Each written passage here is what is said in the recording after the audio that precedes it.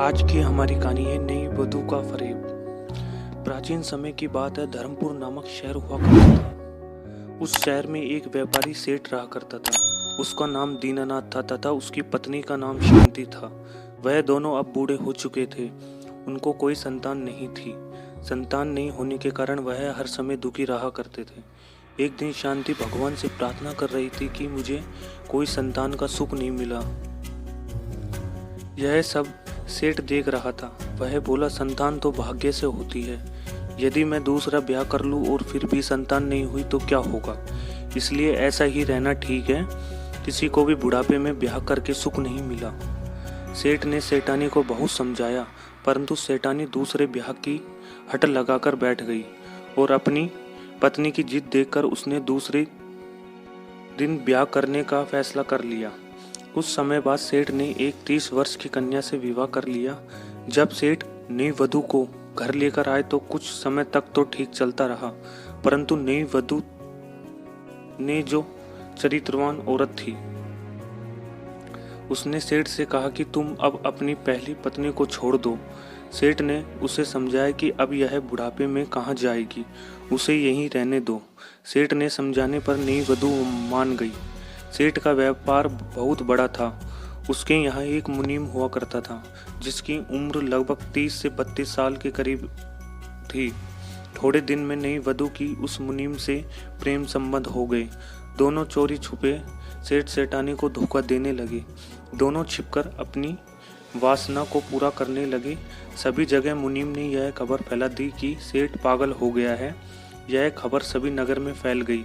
सेठ की पहली पत्नी ने मुनीम और नई वधू का व्यवहार को पहचान लिया और सेठ को यह सब कुछ बता दिया कि तुम्हारे मुनीम ने तुम्हारे पागल होने की खबर उड़ाई है और उसने तुम्हारी नई वधू से प्रेम संबंध बनाए हैं।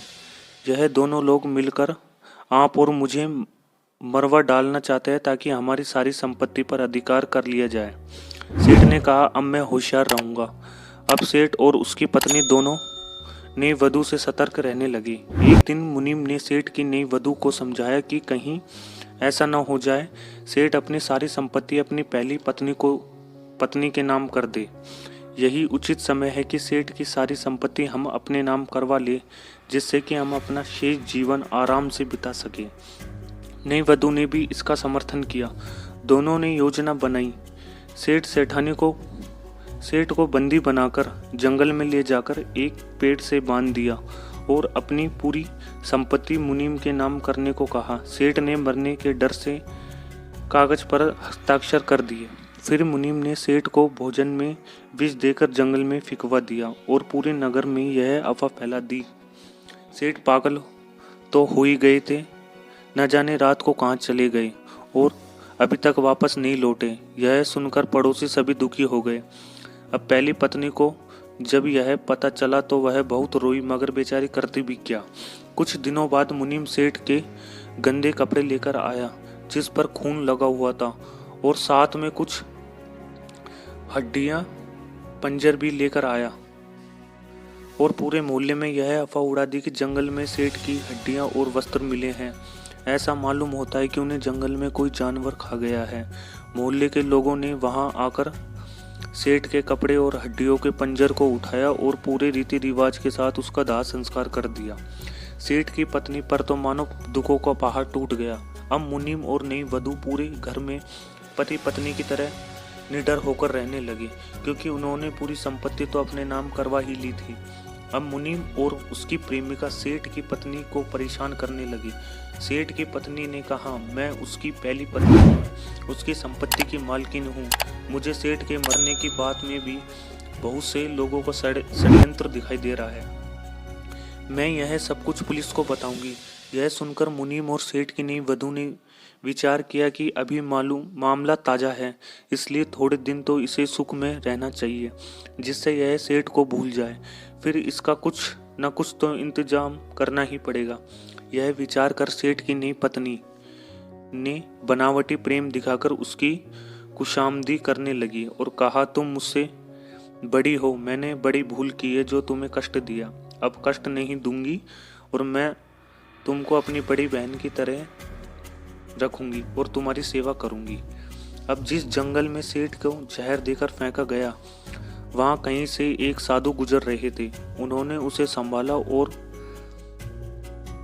उन्हें पता चला कि किसी ने इसे जहर देकर फेंक दिया है। वह महात्मा उसे अपनी कुटिया में ले जाकर उसका उपचार किया और वह कुछ दिनों में वह ठीक हो गया। वह सेठ उस महात्मा का शिष्य बन गया और भगवान के भजन करने लगा। अब वह समाज से घृणा करने लगा और उसने अपने घर जाने का विचार छोड़ दिया। उस दौरान मुनीम और सेठ की नई वधू आनंद पूर्वक जीवन यापन करने लगे। एक दिन मुनीम और नई वधू ने योजना बनाई कि सेठ की पहली पत्नी को मरवा डालने की। उसी रात को खाने में जहर देकर उसी जंगल में फेंक दिया।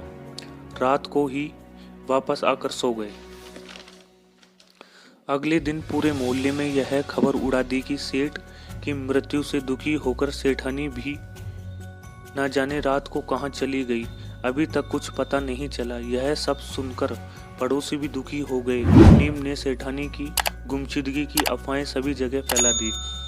उसी रास्ते पर महात्मा निकले तो उन्होंने देखा कि सेठानी को जंगल में झाड़ियों में पड़े देखा, तो उसे भी वह अपने साथ कुटिया में लाकर उसका उपचार शुरू कर दिया तथा उसका विष दूर किया। जब उसे होश आया तो सेठ ने कहा, यह तो मेरी पत्नी है। यह सुनकर महात्मा बहुत खुश हुए।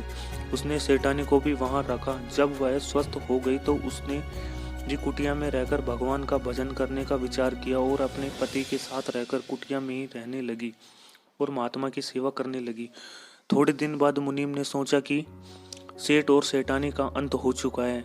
मेरी इस बातों का पता सेठ की नई पत्नी को ही है। यदि इसको भी मैं जान से मरवा डालूं तो सेठ की सारी संपत्ति का मालिक बन जाऊंगा।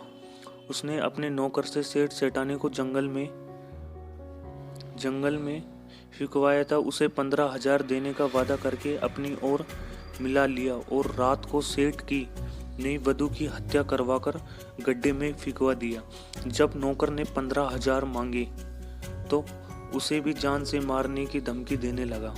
नौकर तुरंत वहां से भागा और सीधे पुलिस दफ्तर जाकर पहुंच गया और सारी घटना पुलिस को बता दी। पुलिस ने तुरंत ही मुनीम को गिरफ्तार कर लिया। जब यह समाचार सारे नगर में फैला तो उस महात्मा की कुटिया तक भी पहुंच गया। सेठ सेठानी को उसने सम्मान पूर्वक उस नगर में भेजने का फैसला किया। जब लोगों ने देखा कि सेठ सेठानी वापस आ गए तो सभी लोगों ने उसका स्वागत किया और खुशी मनाई। उस खुशी में जुलूस निकालकर उसका सम्मान किया और फिर से सेठ सेठानी दोनों साथ रहने लगे।